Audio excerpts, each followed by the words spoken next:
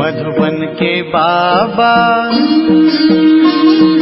मधुबन के बाबा मुरली वाले, आपका क्या कहना, आपका क्या कहना। ओम शांति। आज 25 जनवरी 2022 के साकार मधुर महावाक्य हैं।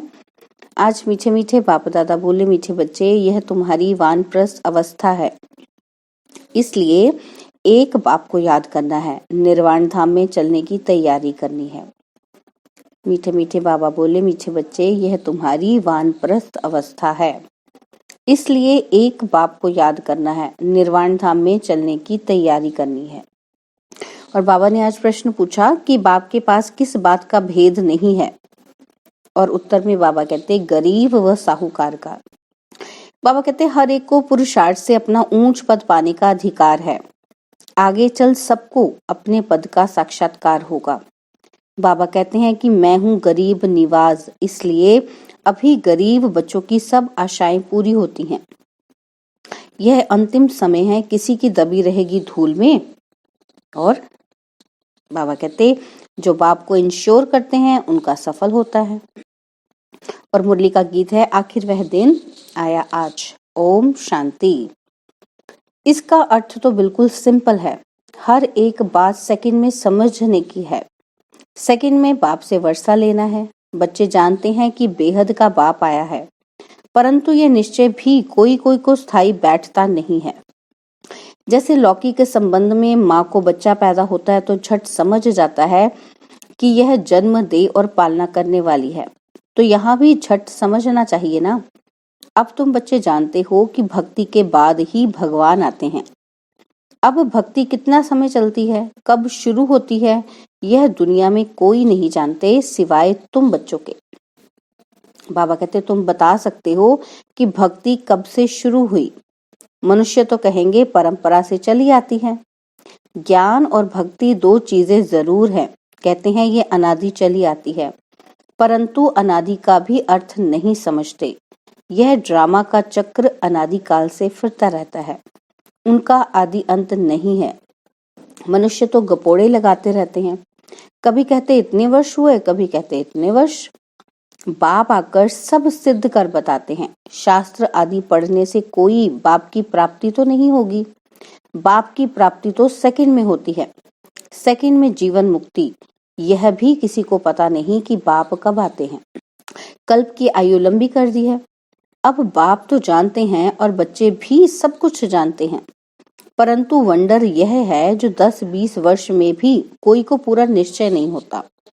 बाबा कहते निश्चय होने के बाद फिर तो कभी कह ही न सके कि ये हमारा बाप नहीं है भी बहुत सहज। बाबा कहते तुमको तो बच्चा बनने में भी बहुत टाइम लगा है, 10-20 वर्ष में भी तुम्हें पूरा निश्चय नहीं हुआ है। अब तुम किसी को परिचय देते हो तो सेकंड में निश्चय हो जाता है। तो बाबा कहते जनक की बात भी पिछाड़ी की है, क्योंकि दिन प्रतिदिन बहुत सहज होता जाता है। ऐसी अच्छी अच्छी पॉइंट्स निकलती हैं जो झट किसी को निश्चय हो जाए। बाप कहते हैं बच्चे अशरीरी भव, यह जो अनेक देह के धर्म हैं उनको छोड़ो। असल तो एक धर्म था ना, एक से ही वृद्धि होगी ना। यह है ही वैरायटी मनुष्य सृष्टि झाड़। मनुष्य की बात है, वैरायटी धर्मों के झाड़ को भी जानना पड़े। धर्मों की कॉन्फ्रेंस होती है, परंतु उन्हों को पता ही नहीं कि पहले पहले पूज्य धर्म कौन सा है। बाबा कहते बुद्धि में आना चाहिए। भारत प्राचीन धर्म वाला है तो जरूर प्राचीन धर्म परमपिता परमात्मा ने ही रचा होगा। भारत में ही गाया जाता है शिव जयंती। मंदिर भी हैं ढेरों के ढेर, तो सबसे बड़े से बड़ा मंदिर बाप का है, निर्वाण धाम, जहाँ हम आत्माएं भी बाप के साथ रहती हैं। मंदिर रहने का स्थान होता है ना, तो यह महतत्व कितना बड़ा मंदिर है। बाबा कहते तुम्हारी बुद्धि में आना चाहिए कि ये ब्रह्म तत्व जो सबसे ऊंचे से ऊंचा मंदिर है, हम सब वहां के रहने वाले हैं। वहां सूर्य चांद नहीं होते, क्योंकि रात दिन नहीं होता। असल हमारा रूहानी मंदिर वह निर्वाण धाम है, वही शिवालय है जहां हम शिव बाबा के साथ रहते हैं। शिव बाबा कहते हैं कि मैं उस शिवालय का रहने वाला हूँ। वह है बेहद का शिवालय। तुम शिव के बच्चे भी वहां रहते हो। वह है इनकॉर्पोरियल शिवालय। और फिर कॉर्पोरियल में आते हैं तो यहाँ रहने का स्थान बनेगा। अभी शिव बाबा यहाँ है, इस शरीर में बैठा हुआ है। यह है चैतन्य शिवालय, जिससे तुम बातचीत कर सकते हो। वह निर्वाण धाम भी शिव बाबा का शिवालय है। यहाँ हम आत्माएं रहती हैं। वह घर सबको याद पड़ता है और वहां से हम आते हैं पाठ बजाने, सतो रजो तमो में। उसमें हर एक को आना ही है। बाबा कहते हैं सतो रजो तमो में हर एक को आना है। यह बात दुनिया में किसी की बुद्धि में नहीं है।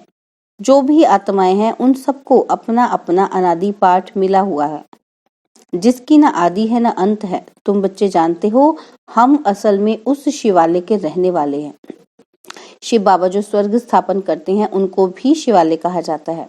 शिव बाबा का स्थापन किया हुआ स्वर्ग, वहां भी बच्चे ही रहते हैं। उनको ये राज्य भाग्य कैसे मिला? वह है सतयुग का आदि और अभी है कलयुग का अंत। तो सतयुग में देवी देवताओं को हेवन का मालिक किसने बनाया? यहाँ भी कितने अच्छे अच्छे खंड हैं। अमेरिका सबसे फर्स्ट क्लास खंड है, बहुत पैसे और ताकत वाला भी है। इस समय सबसे हाईएस्ट है। बृहस्पति की दशा बैठी हुई है, परंतु उनके साथ साथ राहु की दशा भी बैठी हुई है। इस समय राहु की दशा तो सबके ऊपर बैठी हुई है। विनाश तो सबका होना है। बाबा कहते कि भारत जो सबसे साहूकार था, अब भारत गरीब है। यह सब कुछ माया का भबका है, माया का फुल फोर्स है। इसलिए मनुष्य इनको स्वर्ग समझते हैं। अमेरिका में देखो क्या लगा पड़ा है। बाबा कहते मनुष्य आकर्षित हो जाते हैं। बॉम्बे भी देखो कितना फैशनेबल हो गया है। आगे थोड़ी ऐसा था। माया का पूरा पॉम्प है। कितने 8-10 मंजिल के महल बनाते हैं। स्वर्ग में थोड़ी इतनी मंजिल होती है, वहां डबल स्टोरी भी नहीं होती।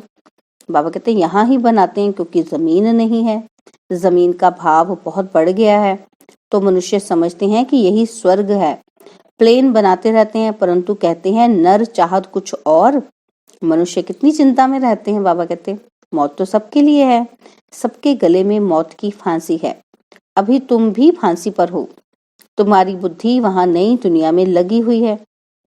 अभी सबकी वानप्रस्थ अवस्था में जाने का समय है। इसलिए बाप कहते हैं कि अब मुझे याद करो। मैं खुद तुमको डायरेक्शन देता हूँ कि तुम सबकी वानप्रस्थ अवस्था है। मैं सबको लेने के लिए आया हूँ। मच्छरों सदृश तुम सबको जाना पड़ेगा। 84 जन्मों का चक्र पूरा हुआ। अब मुझे जीते जी याद करो। हम जीते जी स्वर्ग में जाने के लिए तैयार बैठे हैं और कोई भी स्वर्ग में जाने के लिए तैयारी नहीं करते। अगर स्वर्ग जाने की खुशी हो तो फिर बीमारी में दवाई आदि भी ना करें। बाबा कहते तुम जानते हो कि वह स्वर्ग में तो जाते नहीं हैं। अब हम स्वीट होम में जा रहे हैं। वह है गॉड फादर का होम अथवा रूहानी शिवालय। और बाबा कहते हैं फिर सत्यु को जिस्मानी शिवालय कहा जाता है। उस स्वर्ग में जाने के लिए हम पुरुषार्थ कर रहे हैं। बाबा ने समझाया है कि ब्रह्मा का दिन और ब्रह्मा की रात मशहूर है। जब रात पूरी होती है तो मैं आता हूँ।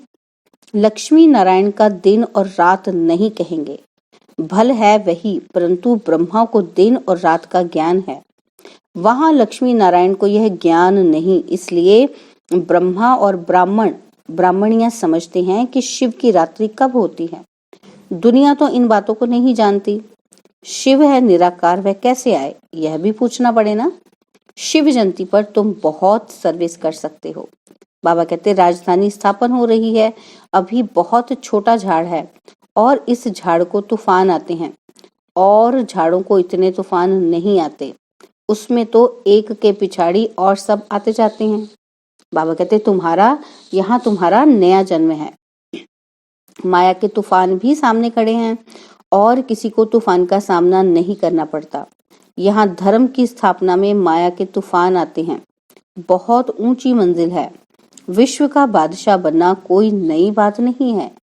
अनेक बार तुमने इस तूफान से पार होकर अपना राज्य भाग्य लिया है। जो जिस रीति पुरुषार्थ करता है उनका साक्षात्कार होता जाता है।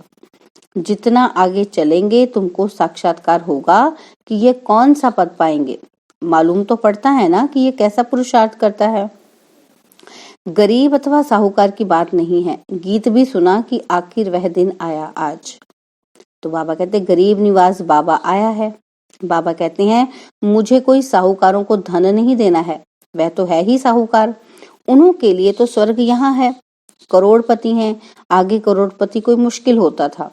बाबा कहते अभी तो करोड़ मनुष्यों के पास दीवारों में छिपे पड़े हैं, परंतु ये किसी के काम आने नहीं हैं। बाबा कहते पेट कोई ज्यादा नहीं खाता है, ठगी से पैसे इकट्ठे करने वालों को नींद नहीं आती होगी, पता नहीं कहाँ गवर्नमेंट छापा न मारे।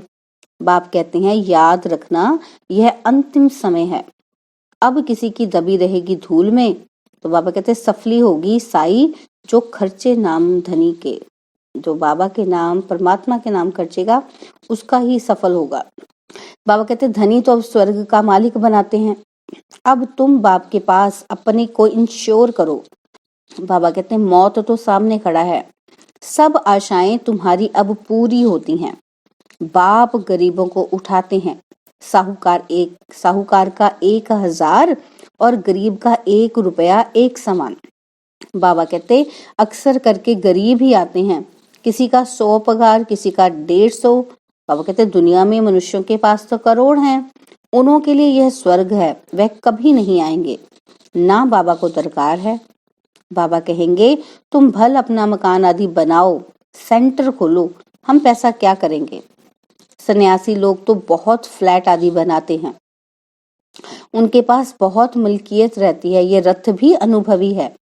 बाबा कहते अब मैं आया हूँ गरीबों को साहूकार बनाने, तो अब हिम्मत करो।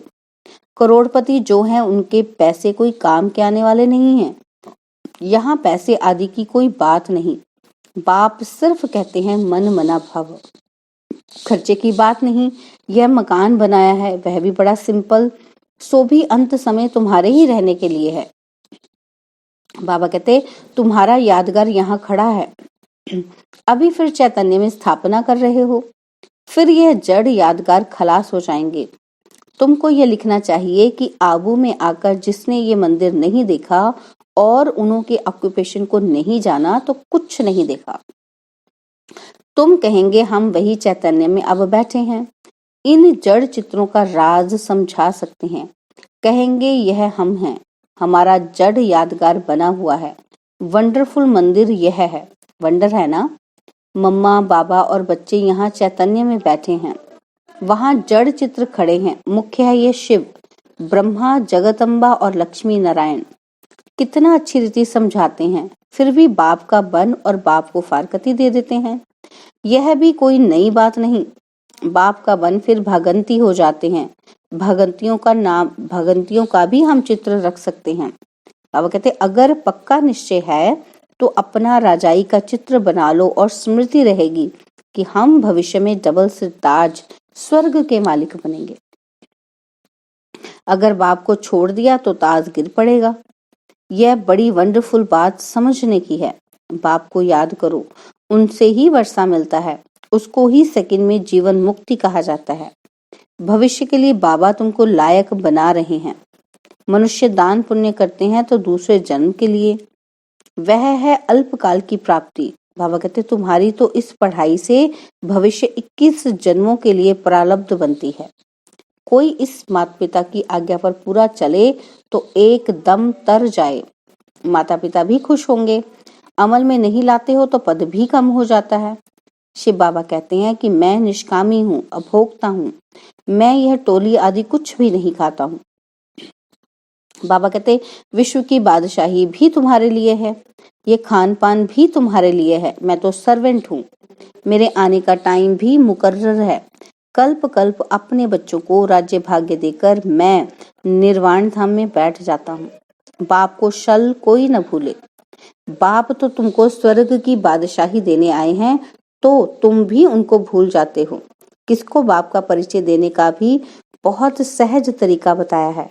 पूछो परमपिता परमात्मा से आपका क्या संबंध है, प्रजापिता ब्रह्मा से आपका क्या संबंध है।